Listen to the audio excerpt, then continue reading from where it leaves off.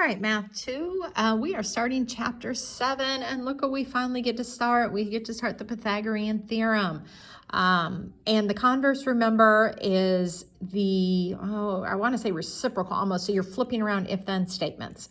So basically, the Pythagorean theorem is if a squared plus b squared equals c squared, it's a right triangle. Well, then it's a right triangle if a squared plus b squared equals c squared is the converse of it. So, yay, we can start this. So grab your calculators. You're going to need them. The Pythagorean theorem should be a little bit familiar with it, or at least you've heard of it. I don't know how much we've done with it.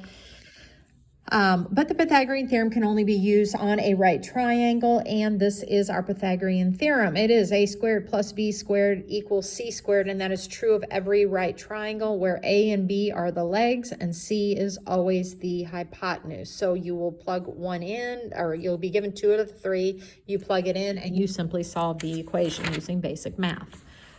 All right, at the top of page 416, you have common Pythagorean triplets, okay, is what they call these here. 3, 4, 5 is a common right triangle. So a lot of times if I see the legs are 3 and 4, I don't even do the Pythagorean theorem because I know every single time I do it comes out to have 5 as the hypotenuse. But don't let it fool you. If one of the 3 and the 4 were the hypotenuse, then you do need to go and do your Pythagorean theorem. These are the legs. Your longest side is always the hypotenuse. So 5, 12, 13 is so on, 8, 15, 17. And these are your triplets. I'm not asking you to memorize them. You will know some of these anyway. What it says down here too is you can multiply these. Like if I multiply all of these by a 2, I get 6, 8, 10. All right, so 6, 8, 10 is another common right triangle. You can multiply them all by 3, and then you get a 9, a 12, and a 15. Well, 9, 12, 15, again, is a common right triangle. So if you kind of just get these in your head, I'll be honest, I don't know all of these. I know this one is, but I get these two confused sometimes. So I just always do it out. 3, 4, 5 is a common one that's used all the time, so is 6, 8, 10. All right, so looking here, the legs of the right triangle have lengths of 5 and 24. What is the length of the hypotenuse? I can tell you it is 26. Now, why do I know that? I could do it out, but I also know it's one of these triplets. If I multiply this by 2, I get 10. If I multiply this by 2, I get 24. There's the legs. All right, so if the legs are 10 and 24, I just multiply that by 2 and I get 26. All right, so coming down here, 8, 15. Well, if I look up here, 8 and 15 are one of the triplets up here, which means x has to be 17. Again, if I didn't memorize that, I would use my Pythagorean theorem. Okay, right here, it says the hypotenuse of a right triangle has a length of 12. One of the legs is 6. What is the length of the other? And express it in simplest radical form. All right, so the hypotenuse has to be your C. One of the legs is 6. I'm just going to say that's A. It doesn't really matter. So I'm going to do 6 squared plus I don't know squared has to equal 12 squared. And again, once you do this enough, you don't have to write all of this out. You can just go straight to your calculators.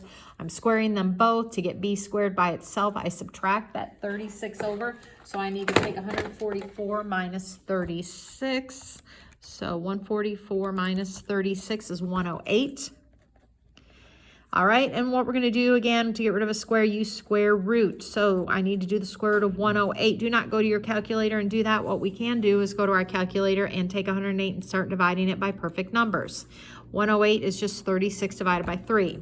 So it breaks into 36 times 3. The square root of 36 is 6. So the finished answer is 6 square root 3. All right, so coming down here, this is A, B, and C, or A, B, and C. It doesn't really matter. So I know that x squared plus 4 squared, which is 16, has to equal 7 squared, which is 49. To get x by itself, you simply take 49 minus that 16, and you get x squared to equal 33. Well, to get rid of a square, use square root, so I need the square root of 33. I start thinking, do I have any perfect numbers that go into that? And I don't, so there's my finished answer. All right, here I have two unknowns, but thankfully they're the same. So I have x squared plus x squared has to equal 36. That's my C. Well, if I have x squared plus x squared, that's 2x squareds. All right, then I divide both sides by 2, and I get x squared to equal an 18. To get rid of a square, I square root the 18. And then I got to think, is there a perfect number that goes into 18? And there is. It is the square root of 9 times the square root of 2. So x is equal to 3 square root 2. There is my finished answer. All right. Okay, over here we have a few word problems dealing with the Pythagorean theorem. You have a computer monitor. All right, so you have a rectangle here, thankfully, and we know that these are right angles, which is why we can use our Pythagorean theorem. It says you want to buy a 19-inch monitor and the height is 11. So here's my height is 11 inches. It tells me this right here is 19 inches. Whenever you buy a TV, a computer, anything, when they give you the screen size, they're giving you the diagonal, and it tells you that here. And it wants to know what is the width of the monitor to the nearest inch. So here's my width. I will do my Pythagorean theorem. Here's my right triangle, so ABC. So you're basically taking 11 squared plus x squared and setting it equal to 19 squared. So I need to take 19 squared and subtract over that 11 squared. And in reality, that is exactly what I am typing into my calculator right here. If you take a look, I'm just doing 19 squared minus 11 squared. I'm not even squaring them out, okay? I'm just subtracting that 11 squared over. So I get 240. So I know x squared is equal to 240. Sorry, I jumped ahead of myself. I got the square root of this, but it does want this one to the nearest tenth of an inch, which is not the nearest simplest radical form. So what it's asking me really to do is to go through and actually find the square root of 210, which is 15.49. So to the nearest tenth of an inch, that would be 15.5 inches. So the width is equal to 15.5 inches. All right, a painter leans a 15-foot ladder against a house. So here's the house. Okay, I'll give you a visual here. Whoops, sorry. It's hard to do that through my thing. But anyway, here's your ladder.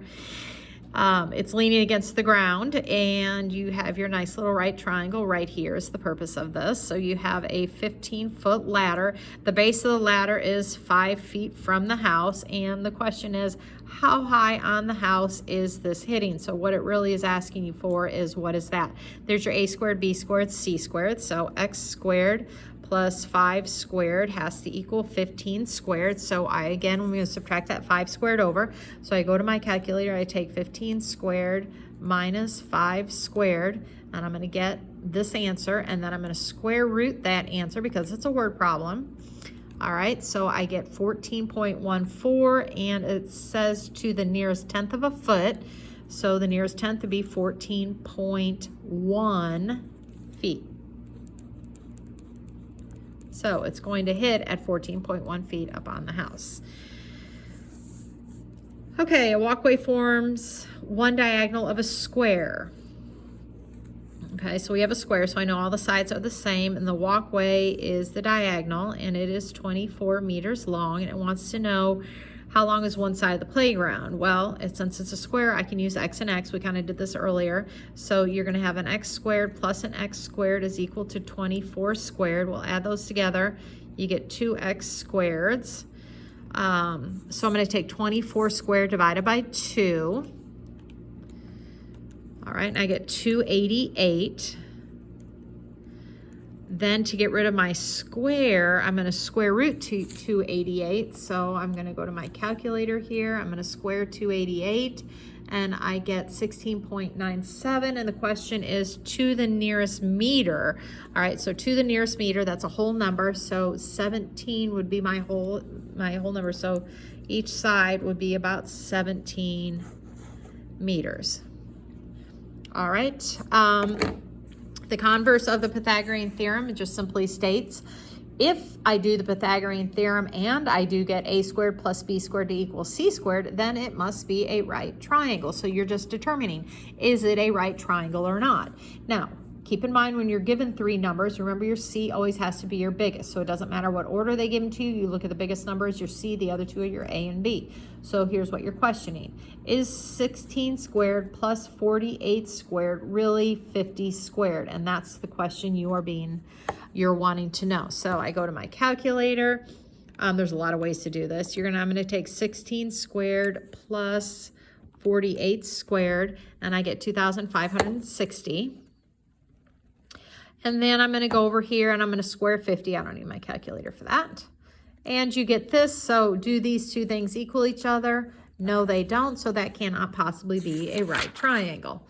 All right, so the same thing here. You're going to test. Does 20 squared plus 19 squared really equal 28 squared? It's either a yes or no question.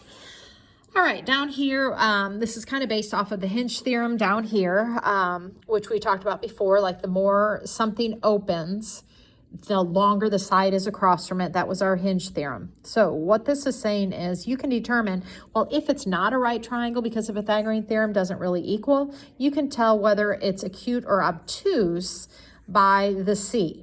If the C was bigger than the two sides added together, then it's obtuse. If the C squared is actually less than the two sides added together, then it is acute. So let's come back here and look at this one. Wasn't the C squared less than the 2? So then this would have actually been an acute triangle. It wasn't right. It would actually be acute. So that's all you're trying to decide is this acute, right, or obtuse? So you're trying to determine, is 7 squared plus 8 squared, how does it compare to 9 squared? So you're going to go to your calculator, take 7 squared plus 8 squared, and you get 113. I know this is 81, so the C squared is smaller, and if the C squared is smaller, then you know for a fact that this is an acute triangle. Okay, so here you can do the same thing. I'm going to get rid of the decimals. You don't need them. So 3, 4, and 6, it's the same when you're doing that. Well, no, I'll leave it in. I'll leave it in for you. Okay, so go to your calculator and take 0.3 or just 3/10. Take 3/10 plus 4/10, square them, and you get 0.25. And then you're going to square this one, which is 0.36. Obviously, your C squared is going to be bigger, and if your C squared is bigger, it is obtuse. Okay, down here, let's do one with a radical. 4 is actually the biggest side. The square root of 11 is slightly over the number 3, and the square root of 7 is less than 3. It's somewhere in between 2 and 4 as far as values go, but this is a whole number 4, so 4 is your C squared.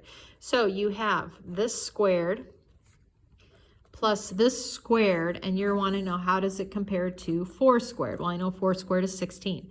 Now, when you square a square root, they counteract each other. Basically, you get what's underneath the radical. So the square root of 11 squared is just an 11. The square root of 7 squared is just a 7. All right, so when I add these together, I get 18. 18 is greater, which means my C squared was smaller, so it must be an acute triangle going through there. Okay, that is it. I will put the homework on Google Classroom.